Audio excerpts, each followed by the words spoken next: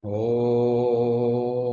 Ajnanathimirantasya Jnananjanam Shalakaya Chakshurunmilitam Yena Tasmai Sri Gurave Namaha Gurave Gaurachandraya Radhikaya Tadalaye Krishnaya Krishna Bhaktaya Tadbhaktaya Namo Namaha Narayanam Gurum Vande Sharanyam Bhakta Bandhavam Gauramanubhishtam Purnam Radhadasyam Pratayakam Rupadugacharya Varyam Gurupamanjari Preshtakam Patita Pavana Karuniyam Yugacharya Narayana Vanchakalupataruvyascha Kripa Sindhu Vyayevacha Patitanam Pavanebhyo Vaishnavebhyo Namo Namaha Namo Mahavadanyaya Krishna Prema Pradayate Krishnaya Krishna Chaitanya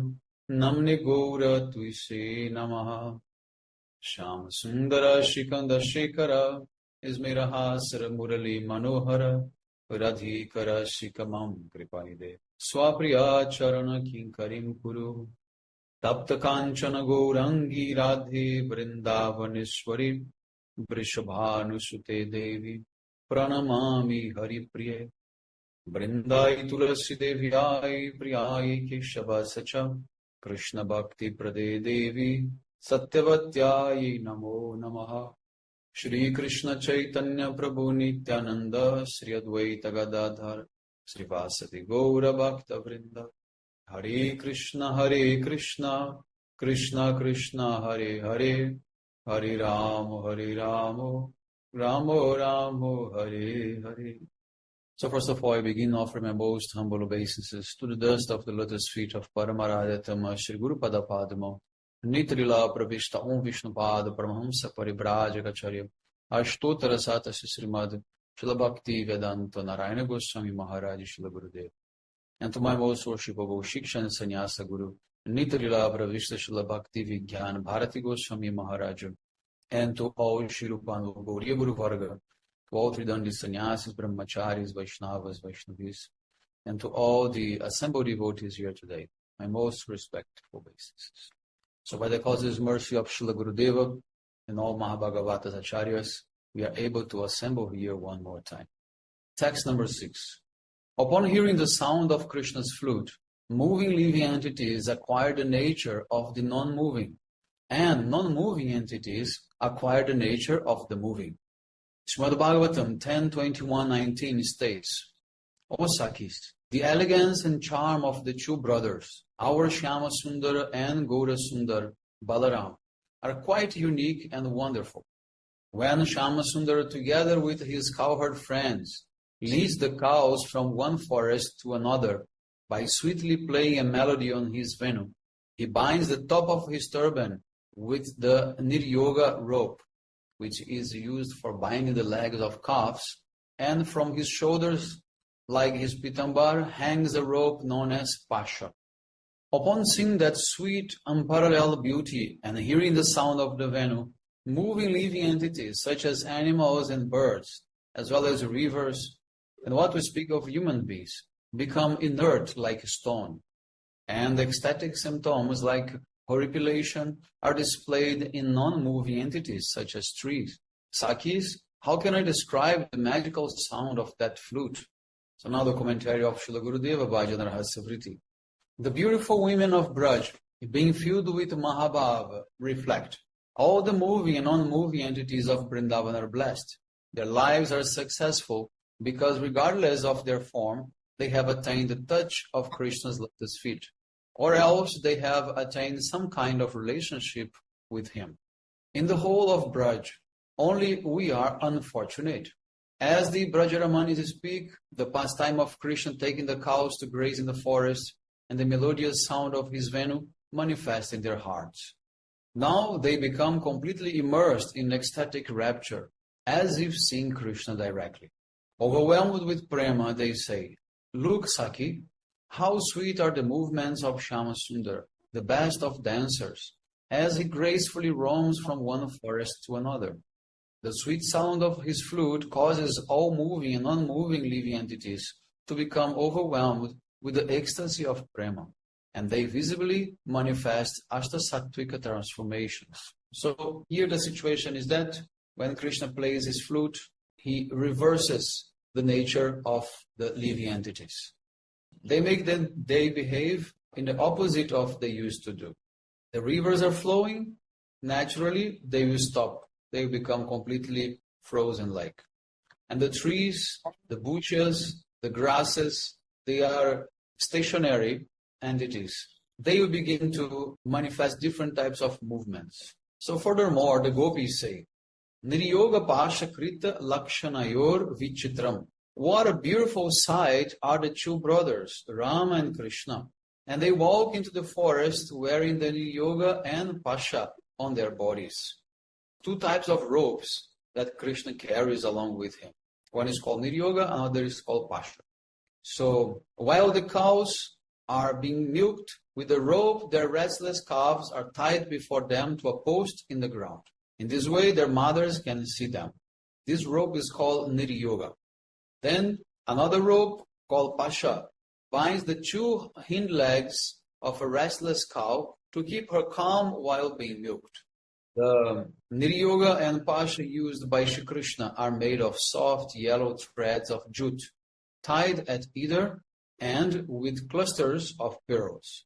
Like the other Gopas, Krishna ties the Niryoga to the top of his turban and lets the Pasha hang from his shoulders onto his chest. His attire is so fascinating that anyone who sees it cannot help being charmed. And the mere sight of it renders the prema-filled Goparamanis unconscious.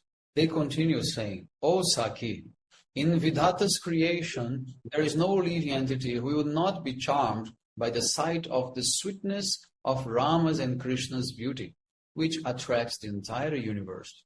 When Krishna plays a melody on his enchanting murali to gather together the cows who are far away, the condition he creates is difficult to describe. When the tinkling of the ankle bells on Krishna's lotus feet mixes with the inexpressibly melodious sound of his captivating murali, the sweetness of that sound increases even more.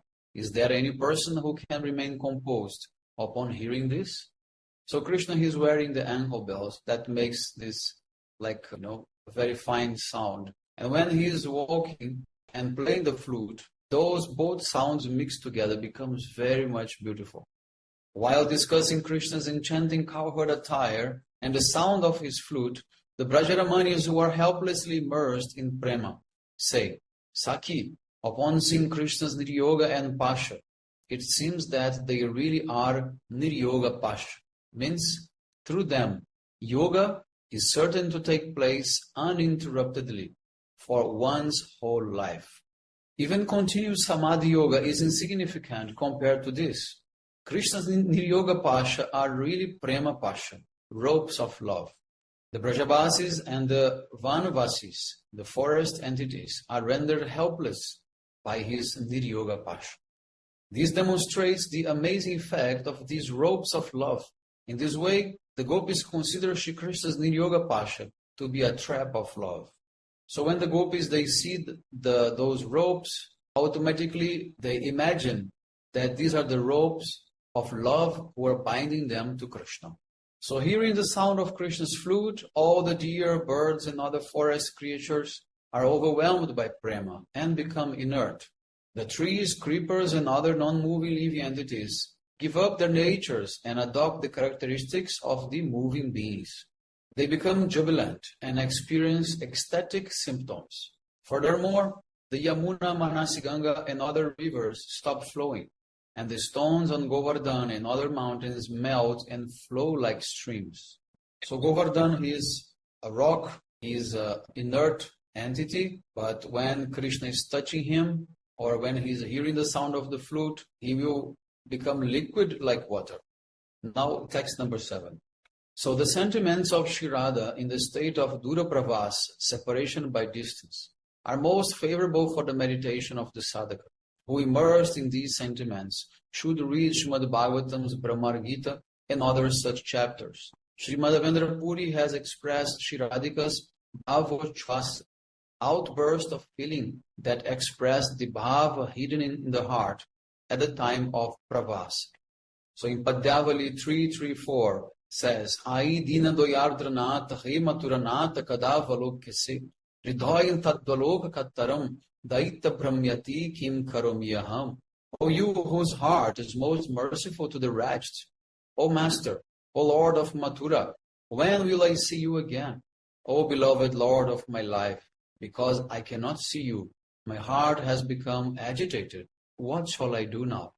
So this verse is very famous, spoken by Madhavendra Puripad, who was the first Gaudiya Vaishnava to bring to this world, manifest in this world, the mood of separation of Srimati Radhika.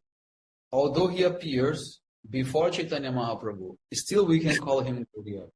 He was the first, to prepare the environment for when Chaitanya Mahaprabhu comes, he can manifest the mood of separation of Radha. So now the commentary of Srila Gurudeva Bhajana Rahasya. As the Kaustubha jewel is the topmost of all jewels, this verse is foremost among rasa poetry. Sri Swamini spoke it in the state of Divyanmad, divine madness, when she was deeply aggrieved in separation from Krishna, and by her mercy it manifested in the speech of Sri Madhavendra Puripad. Then, accepting the mood of Sri Radha, Sri Krishna Chandra relished this verse as Sri Gaura Chandra. No fourth person has ever tasted its inner moods. Uttering this verse, Sriman Mahaprabhu would become overwhelmed by prema and faint. In the madness of love, sometimes he would run here and there, sometimes he would laugh, and sometimes he would dance. He was unable to utter more than Ai Dina, due to absorption in ecstatic love. Tears would flow from his eyes, and Satvika, Vyabhichari, and other bhavs appeared in his body in their blazing state, Sudipta. This is described by Shri Krishna Das Kaviraj Goswami in Chaitanya Charitamrita Madhya Lila 4:191 to 203. Sriman Mahaprabhu is the gardener of the desired tree of Krishna Prem. He distributes the fruits of this tree and also relishes them himself. Sri Madhavendra Puri, whose heart was saturated with Krishna Prem, was the very first sprout of this desired tree. With Sri Ishwara Puri, this sprout of Prema Rasa grew. The gardener, Sri Chaitanya himself, manifested as the trunk. Previous to Sri Madhavendra Puri, there was no Rasamayi Upasana, devotional service in amorous love in the Madhva Sampradaya. So Madhavendra Puripad, he took sannyas in the Madhva Sampradaya. Then his disciple, Ishwara Puripad, was the initiating guru of Chaitanya Mahaprabhu. So in this way, they brought a completely new conception of prema to the Madhva Sampradaya. So through the ideas expressed by the Tattvavadis, whom Sriman Mahaprabhu met while traveling in South India, one can understand that the worship in the Madhva Sampradaya used to be performed only in a mood of awe and reverence, Aishwarya Mahi Upasana.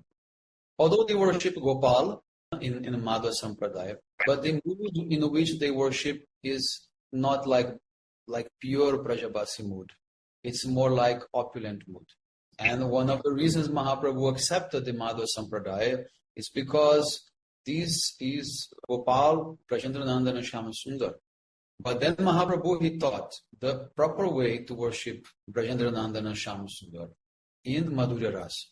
So various Sanchari Bhavas manifest in the state of separation and agitate the ocean of prema. Humility, envy, and contrariness due to jealousy appear in the heart and nourish the Istai Bhava. Many kinds of Sanchari Bhavas arise in Sri Radha's heart when she is submerged in the ocean of separation from Shri Krishna. Bhava Utpati, the generation of a Bhava.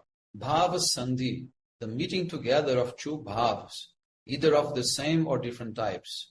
Bhava Shabalya, the clashing of many Bhavas, in which one Bhava suppresses other and becomes prominent. And Bhava Shanti, the pacification of an extremely powerful Bhava, create waves in this ocean of separation.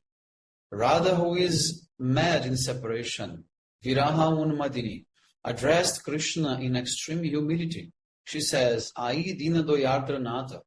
O Krishna, you are very simple-hearted and affectionate. It is you who remove the sorrows of the residents of Braja. So please bestow your mercy upon me. You give mercy to all living entities, thus protecting them from all distress. So why will you not give mercy to me, who am separated from my master? If you do not bestow your mercy upon me, your reputation as he who removes the distress of the residents of Braj will be ruined. Only you are my beloved. This is why the word Nata, meaning master, is used in this verse. In this ocean of separation, though, there is a towering wave that represses this feeling of humility and manifests the mood of envy and contrariness due to jealousy. Now, Shri Radha addresses Shyama Sundar as Mathuranath, the Lord of Mathura. She says, O Mathuranath, why would you be merciful to us now? How can you remember us while you are in Mathura, where hundreds of affectionate, beautiful ladies serve you? Surely you have forgotten us, milkmaids. Since you are receiving so much honor from the fabulously opulent kings of Mathura, how can you have time to remember us, wretched persons? In the company of Mathura's Yadavas, your heart has also become hard. Why would it melt upon seeing the condition of us gopis, who are anguished in separation?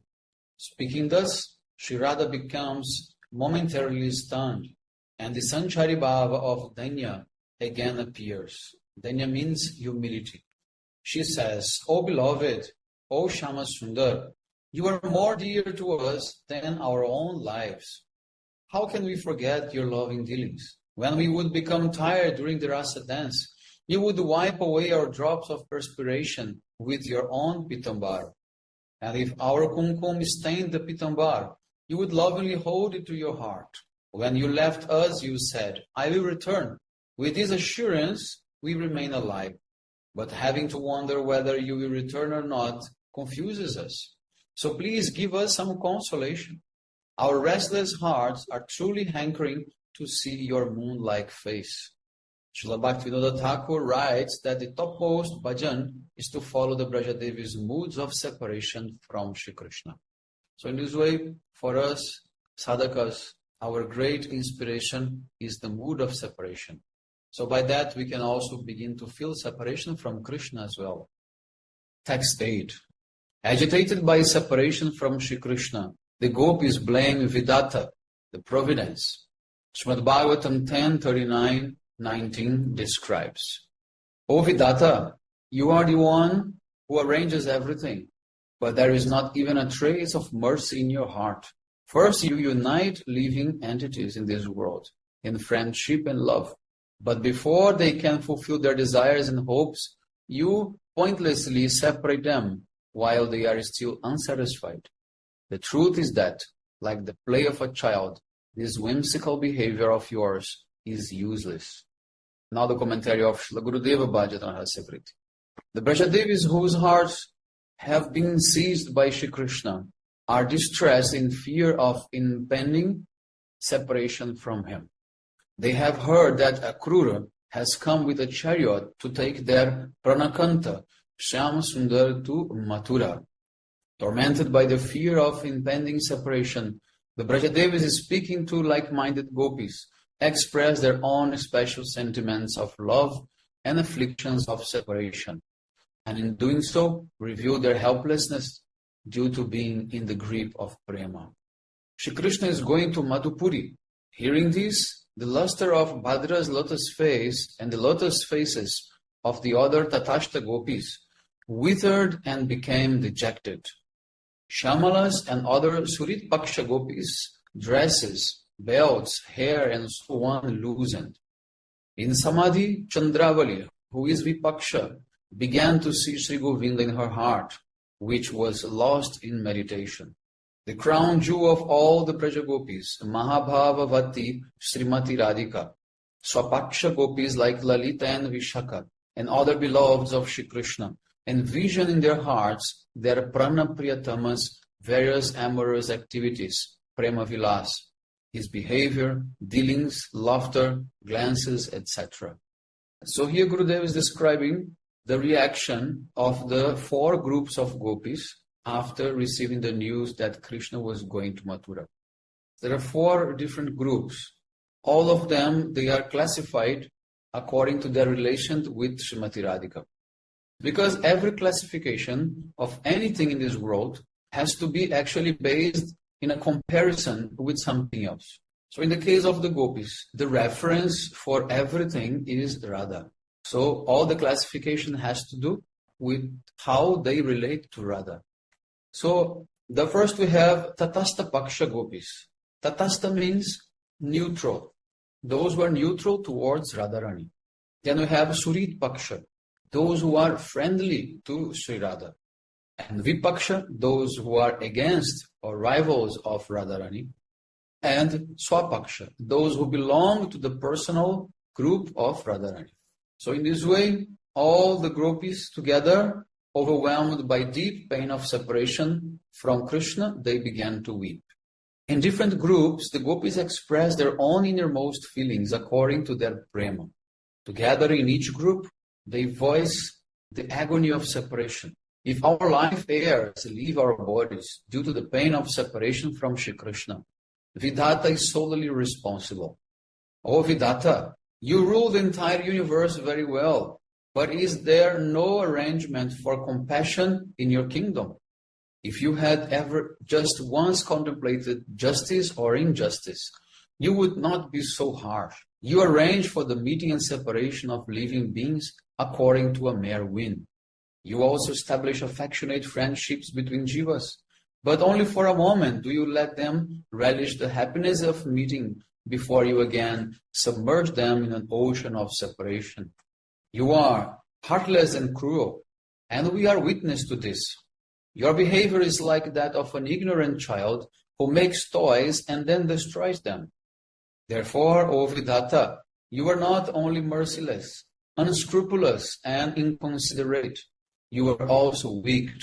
Your present behavior is highly contemptible. First, you created the form of our Pranakanta Mukunda, who embodies all beauty, sweetness, and charm, and who fascinates the entire universe. And then you granted us darshan of that form, by which our hearts experience boundless love. However, after placing this unprecedented form before our eyes, you again removed it and took our Pranakanta far away. Such deceit is not proper. Only a weak person acts like this. Why do you behave sinfully, even though you are so wise and learned? Are you not committing the sin of taking back what you have given? So in this way, this is how the gopis are lamenting, expecting the very deep separation coming in a very short time. Now text 9. For a person attached to Shri Krishna, even a moment of separation from him is intolerable. Srimad Bhagavatam 10:39-29 states, Sakis, by his captivating affectionate smile, sweet, intimate conversations, playful glances and loving embraces, the long, long nights of the Rasalila passed in a moment. Indeed, how can we now overcome the boundless anguish we feel in his absence? Now the commentary of Srila Gurudeva Bhajana Rahasya. When Shri Krishna was about to depart from Mathura, the Braja Gopis, who were distressed by the fear of imminent separation from him, began to lament and reproach Vidhata, the providence, in various ways. They said, today, Cruel, means Krura Vidhata, has arrived in Braj, bearing the name Akrur, means not cruel. We gave up our families and religious principles and offered our everything unto the lotus feet of our Pranakanta Shama Sundar. Now what will happen to us? Oh, destiny is unfavorable to us. There is no way to save us from this. Another gopi said, O Saki, today we shall give up all shyness and hesitation. We will somehow put a stop to Govinda's journey. Seeing our boldness and independence, all of our relatives will be displeased. Our family elders will not tolerate our shamelessness, and our relatives and friends will punish us, threaten us with death, or forcibly evict us from our homes. But Saki, we have already given up all attachment to home and bodily relationships. If we are put out of our homes, it will be auspicious for us, because then we will easily attain the company of Govinda. We shall give up our homes and roam here and there with him. Even if they punish us with death, there will be no loss, because it is better to die than be separated from Govinda. If they lock us in our homes, we will die happily, meditating on Govinda. Therefore, Saki, why wait? Go quickly. Do not delay in putting a stop to Govinda's journey. So in this way, the gopis, they decide that they should try to stop Akrura's chariot from taking Krishna out of Braja. And no matter what happened, what consequences it may have, for them, any result will be positive. If they're punished with that, they will die happily. If they are, kicked out from home, they will also be happy. If they will be locked at home, they will also be happy. So while Shri Krishna's beloveds lamented in the burning heat of separation, they fell unconscious. At that time, happy memories of meeting began to awaken in their hearts, where the previous night of Ras manifested. Shri Krishna's gentle, sweetly smiling and loving lotus face, his affectionate, charming conversation, and his affectionate, strong embrace manifested on the screen of their hearts, and that night seemed to pass very slowly. The pain of separation, stimulated by the thought of being deprived of Shri Krishna's sweet company, felt like countless forest fires. The gopis lamented, "How can we cross this ocean of suffering? How can we remain alive without our pranakanta?" In the afternoon, when Shri Krishna, surrounded by the cowherd boys, returns home from the forest, the beauty of his face is unprecedented. The indescribable sound of the Murali and his sidelong glances stir our hearts. His face, which is covered by the dust that has been raised by the cow's hooves, his curly locks of hair, the extraordinarily beautiful garland of forest flowers around his neck, and his sidelong glances all reveal his love-filled desires. How can we forget all of our loving exchanges? That day, Shri Krishna prepared to go to Mathura, leaving the gopis behind. Who can express their deep anguish? When the time for departure came, the barrier of their composure broke, and they all assembled, loudly expressing the great pain in their hearts by incessantly wailing, "O Govinda, O Damodar, O Madhava." But at this time, they're not singing with very sweet voice like Govinda, Damodar, Madhaveti. It's not in this mood. Now the mood is very deep separation, like lamentation. It's a very heavy type of calling. Now text number 10.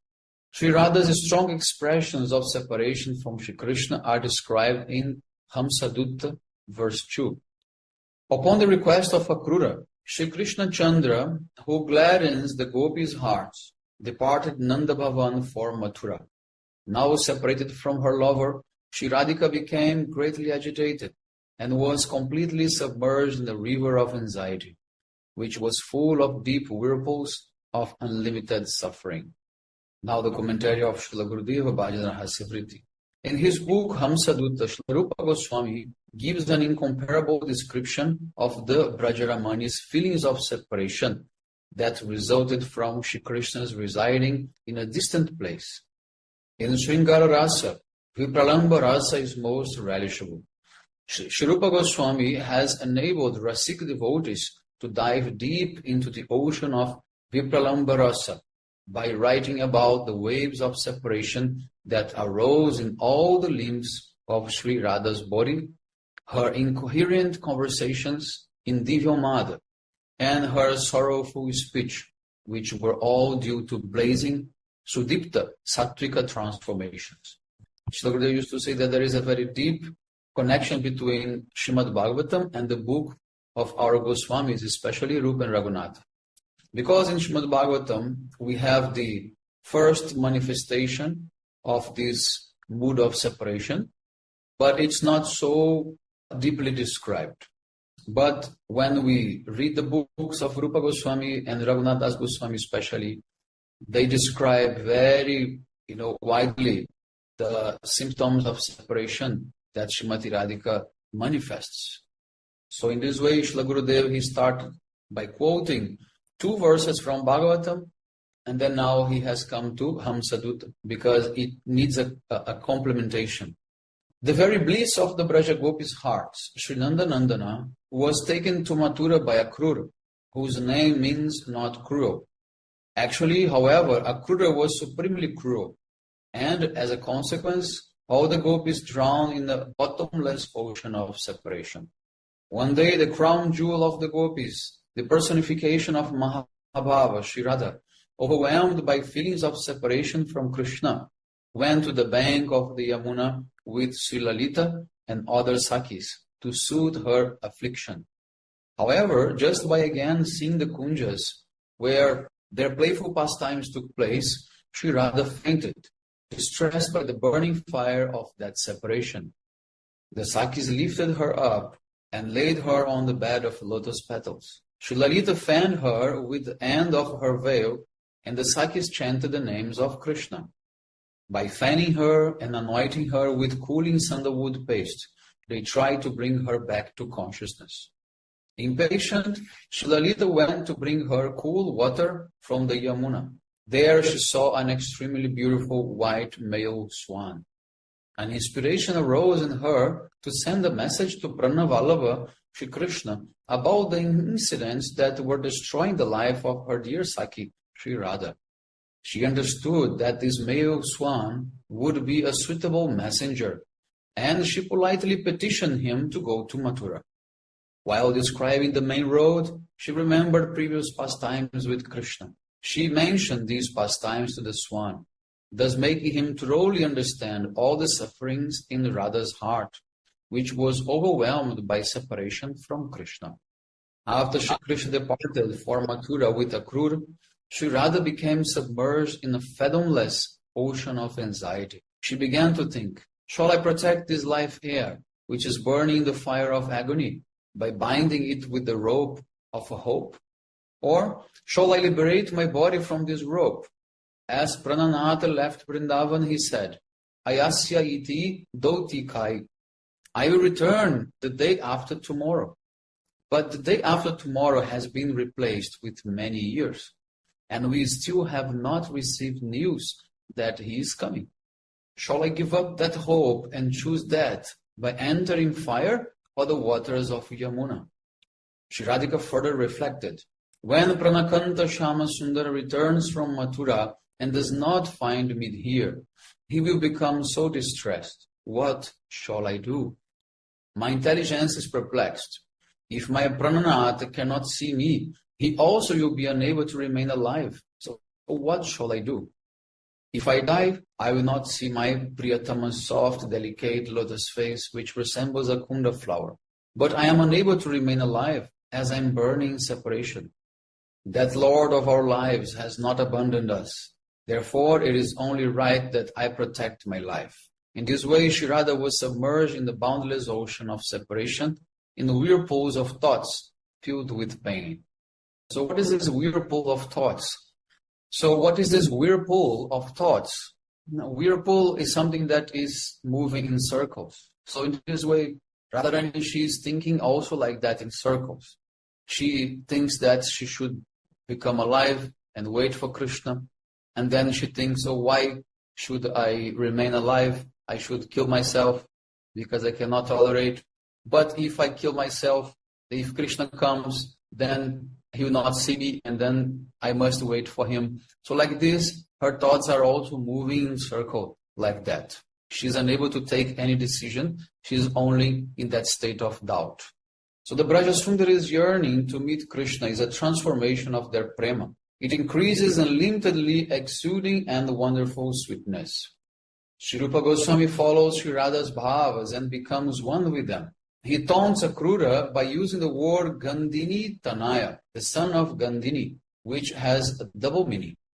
Akrura took birth from the womb of Gandhini, the daughter of the king of Kashi. He stayed in her womb for 12 years, which caused her much pain. His father asked, "O child, why are you not taking birth? Why are you making your mother suffer like this?" The child in the womb replied, "Father, if you give one cow to each Brahmana every day, I will take birth after 1 year." His father gave the cows as requested, and after 1 year the child took birth. The Puranas state that a son who is named after his father or his paternal grandfather is blessed, but the son who is known by his mother's name is worthless. In this text, Rupa Goswami indicates Akrura's cruel nature by making him known through his mother, not his father. The Vishnu Purana describes that Akrura's mother gave her family suffering, anxiety, and worry. Consequently, Akrura, having the same qualities as his mother, threw the gopis and Brajavasis into a limitless ocean of grief. This text expresses chinta, or anxious consideration, aroused in the state of Udgurna in Mohan Mahabhav. Chinta is one of the 10 stages of Pravasa Vipralambha. So this is how the gopis, they are, feeling this anger towards Akrura. But of course, it's not Akrura's fault. Akrura was just, following orders from his superiors. He was not taking Krishna because he wanted. But for the gopis, that's what they see. So that's their first impression. Vancha kalpatarvyasya kripa sindhu vyayavacha patitanam pavanebhyo vaishnavebhyo namo namah. Hare Krishna.